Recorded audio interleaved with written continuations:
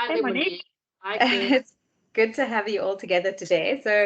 Thanks, Yanesh, for agreeing to join us as a participant in our Rebel Stories Girls in Tech interview series. We're really delighted to have you here today.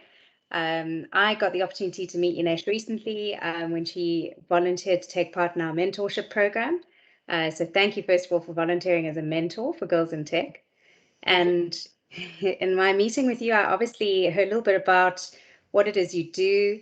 And I would just love to take this opportunity to share that with our members, to just maybe let them know a little bit around your role as a Chief Information Officer and how you got into that and what the role is like for you. Sure, absolutely. So maybe a little bit of background, in order to understand how I got to where I am today.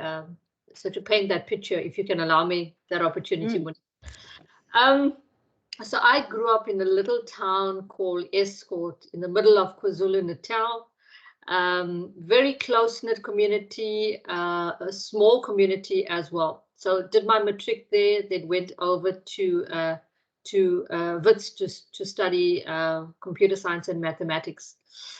And then after that, I worked, and then I did my MBA correspondence. So it wasn't easy. I had to sacrifice that time after hours and weekends and yeah, but now that I have the certificate, I can say it was, time well spent, and certainly a certification that most companies look for when they're looking for to place you into higher roles, specifically executive roles. So I then went on to, I had the privilege, I should say, to have my own business in software development for about 8 years. And then we sold that off later on. And then I went back into corporate. So today I am the CIO of the Perishable Product Export Control Board, That's a mouthful. PPECB. Absolutely. So we're responsible for the quality of produce that is exported from South Africa. So my role as the Chief Information Officer is to look after IT for PPECB. So what that means is not only I have the glamour of sitting on the executive of the Look how company. we all smiled at the same time because we all know it's not glamorous. Exactly. Our It's world of not tech, we get in and we get done. exactly. And you're always being screamed at and you're always being shouted at because it's somebody's laptop that's not working or somebody's connection that's not working. But you roll with the punches. But in a nutshell, it's also quite a rewarding job, and particularly where we are today and looking at how the fourth industrial revolution has come upon us, and how digital transformation, I mean, and that's a buzzword now, right? Mm. In our company, and because we come from a legacy environment, prior to the digital transformation strategy, we were using pen and paper to take in terms of recording what's happening in the organization. And you Wow. all know with pen and paper, there's mistakes that can be made. It's manual. That data is lost. So when you put that onto a computer, the opportunities to then mine that data, to Mm. then look at what is the predictive capability of that data, to look at how you can monetize that data, opportunities just to sell. And this is what I really enjoy about the job, because sometimes I think it's like playing a game of chess. Yeah. You don't know what tomorrow is going to hold, or you in fact don't know what the next couple of hours is going to hold. But you actually go with what hits you at that point in time. And it's always issues, by the way. Well, mostly issues. I haven't had a day where I don't deal with issues. But you learn to live in a world of uncertainty because Mm. you cannot predict what the next hour or two is going to hold. And that's what I like about the role. So yes, it comes with a lot of glam in terms of the title, but together with that, it's a lot about how you then interpret your role to deliver value to the business. And therein, there's a lot of opportunities. And I'm one of those people that doesn't like a routine role, that doesn't like a standard day-to-day role. So I'll go and create those opportunities if they're not there, and sometimes to the detriment of my team because it puts them under enormous pressure. So yeah, so that's in a nutshell the role I played today. So interesting. And I love how you describe it almost as a digital firefighter. Yes. So if anybody is listening to this interview and you enjoy problem solving and you enjoy solving issues, it sounds like Chief Information Officer is a role to aim for. Yeah, absolutely. But then, Yanesh, if we were to go back again to what you were talking about when you were selecting what you were studying and going through studying for for your IT degree, if you were to go back now to your teenage self, what advice would you give yourself as a teenager, knowing what you know now? Is that on the work front or personally as well? Because personally, I got a lot of advice. I think both, because I think both are related, right? Yeah. It's what happens personally and what happens in your workspace is all part of who you are. So it could be either. Okay, cool. So as a teenager, I was a very serious teenager, and I believed in a very linear way of life. So in other words, you go to school, you get your matric, you go to university, and then you enter the corporate world, and then you then climb the corporate ladder. But we all know there's so much more to that than what I believed as a teenager, right? And we're experiencing a lot of that today. So my advice to myself as a teenager would be a sponge. Go and just take in as much as you can. Also be bold. Go and take those risks. Go and look for those opportunities. In fact, go and create those opportunities for yourself. Because if I look back now, I can almost, pinpoint those opportunities that I missed out on. And who knows where that could have taken me today. But I also think the world is your oyster, and don't put yourself in a box. Um, but also understand what are your capabilities, what you can and can't do. So those limitations are quite important. But I think I would stress on education. But together with education, make sure you get the experience to support that education. Okay, because that's quite important. I would say go and travel. Go and travel the world. Go and get some global exposure to what you enjoy doing as well. And and just go and enjoy yourself. The I world is think your oyster. it absolutely resonates with me because I was very much the same. I was like, it's school, it's study, it's get a job. I think I even missed my matric holiday because I'm like, that is just a waste of time. I need to work. I need to get this career off the ground. So I totally get that. And I think I lost many exciting opportunities because I was just like focused on the end goal and I didn't want to look sideways at what was coming my way that could have also added to that experience.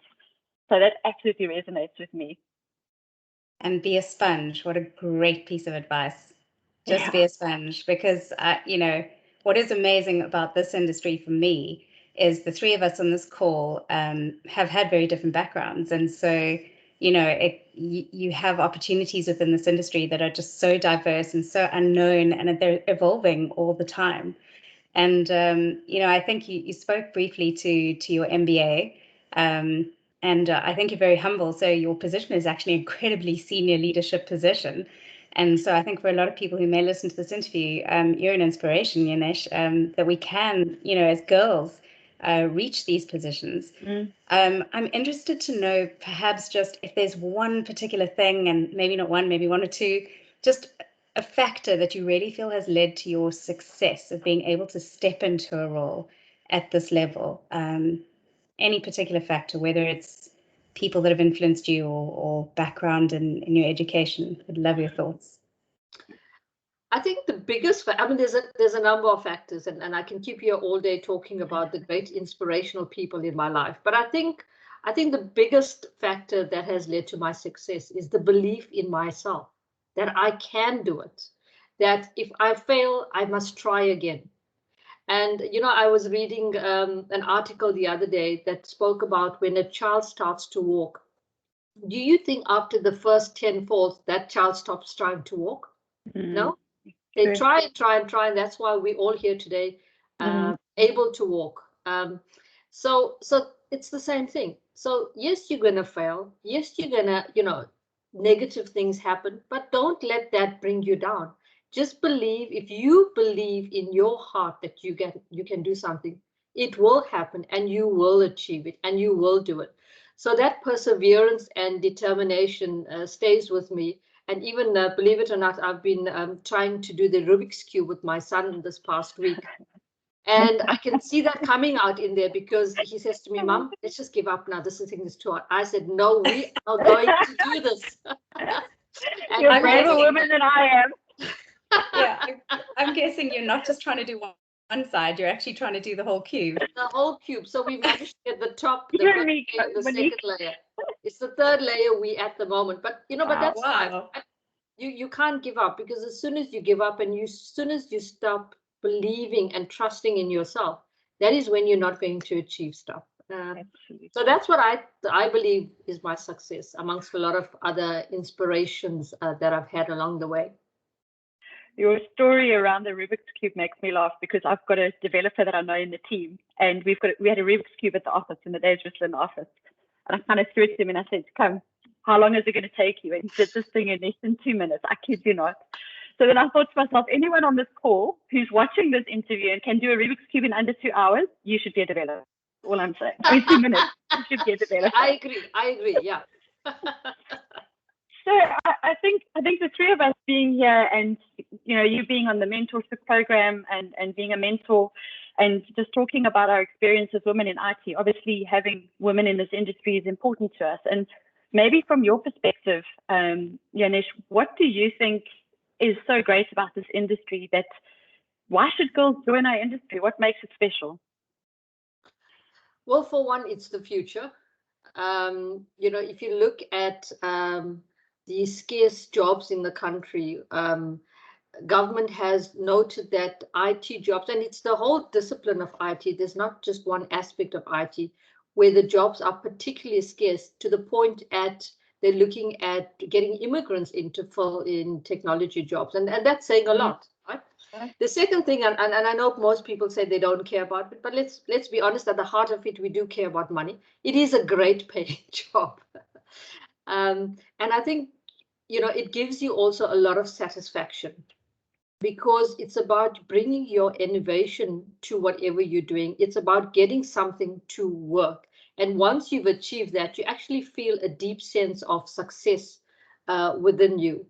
The other reason that I think this is quite an important career is that if you look at the supply of skills at the moment in IT, I think in South Africa, it's about, they say, under 20%, and the demand is in excess of 60%. So really the opportunity is there. It's a good field to get into. And certainly if you look at the future, there is a lot of opportunity for people within IT. And IT, you can go into two branches, right? You can go on to into the technical sphere, and then you can also go into the managerial aspect. So you need to also look at what works for you, what makes sense for you.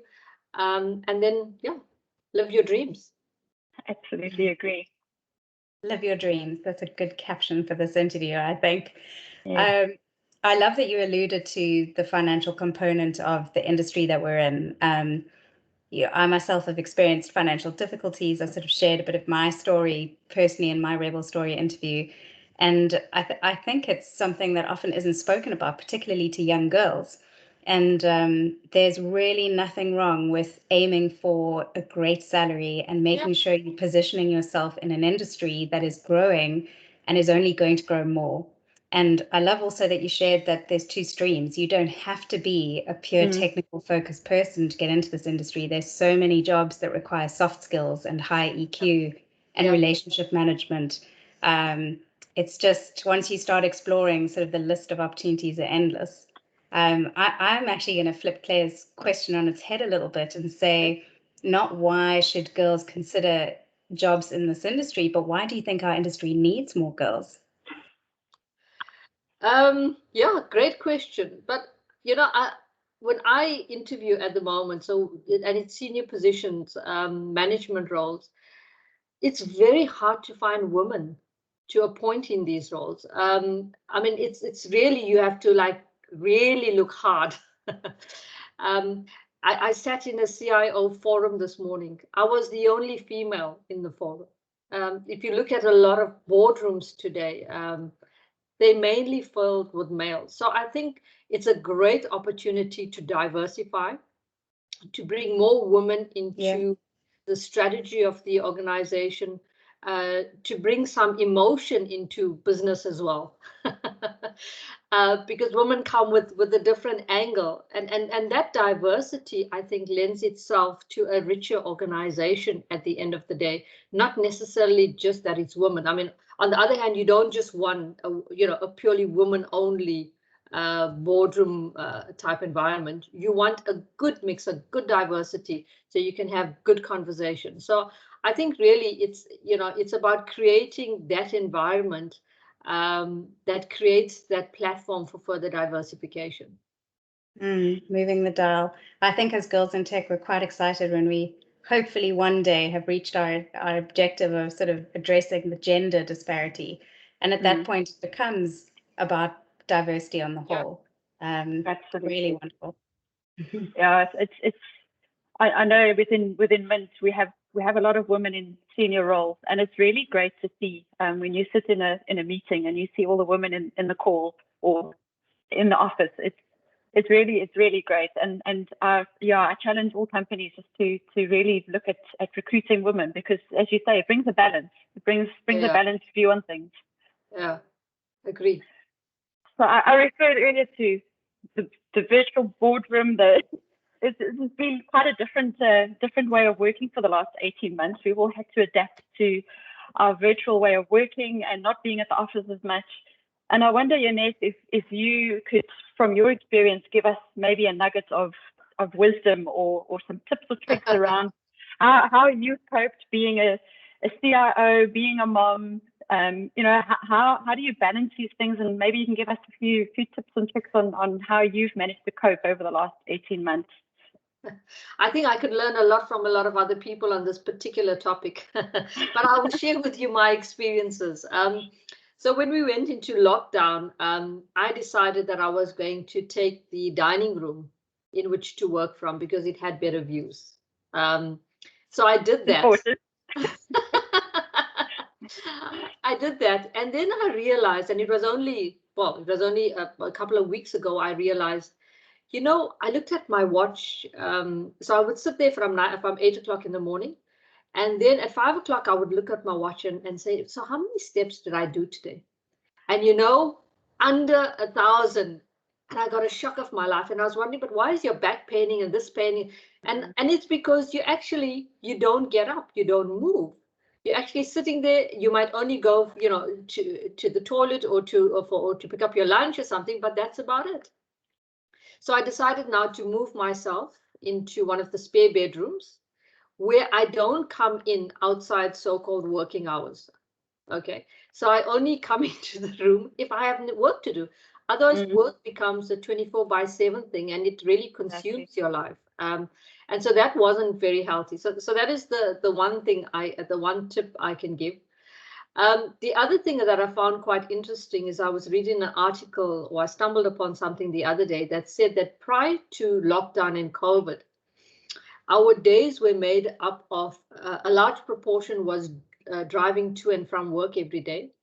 When we get to the office, we would sit and have that coffee and have that chat to people. Water cooler convo. Exactly. And we do all those things and then we'd work. So work wasn't, as much as you at the office for 8 hours a day, you never worked flat out 8 hours a day. You got to work with people. You get to talk to people. Yeah. Exactly. Single But now that you're at home, it's very different because I have certainly become exceptionally good at multitasking. We're all guilty of that, yes. Yeah, I know.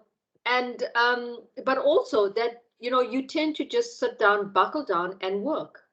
And so as much as, yes, you might take that call or whatever, but you take the call, you get to the point and then you move on. It's not that chat. There's no chit chat. There's none of that sort of easy banter that you used to have. Yeah. So So therefore, I think it's just about prioritizing, work and home as well, and making time for both. So I also, as you guys being mums, we had to do homeschooling, and I think that it was the hardest job I have in my entire life, no doubt. Me Oh, too. I have so much respect for teachers now. So much Uh, respect. Absolutely. And there were times I thought I was going to murder my child. But we fortunately worked through that, and he's back at school now. So yeah. So I mean, I think it's about making time for yourself, and it's really separating, home from work. But Mm, also to be more organized and to just prioritize what's important, because we can be very easily consumed with what we have to do. There's no end to the work, right? We create the work. In fact, I create a lot of the work myself.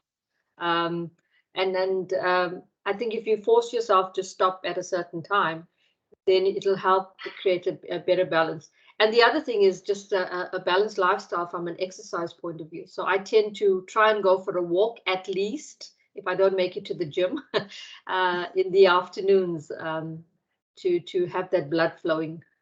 Yeah, so that's sort of some of the tips I can offer. I'm not sure if it's going to be of any assistance, but that's what I try to do, and I think I'm well, learning in that regard as we go along. you've inspired me. I'm going for a walk this afternoon now. And I think in closing, I mean, our hope with all these rebel stories is as we capture them, we'll be sharing them with our Girls in Tech members. And I'm hoping that especially sort of young ladies, perhaps even studying and looking at getting into technology one day, will be listening. I think this advice holds true for you too, is there is a time to work and there is a time to exercise and a time to be with your family. And there's a long road ahead, and it's joyful all the way through, but it's important that you look after yourself. So that's wonderful advice for you to leave us with, I think, Yanesh. Thank you. Thank you so much. Thanks for yeah. the opportunity as well. Thank It's you, uh, it's Yanesh. been Yeah. it's been a real pleasure interviewing you. So I think we'll close off here, and we look forward to seeing you on our Girls in Tech programs. Thank you so Great. much. Thank Go you. well. Thank you. Sure. Bye.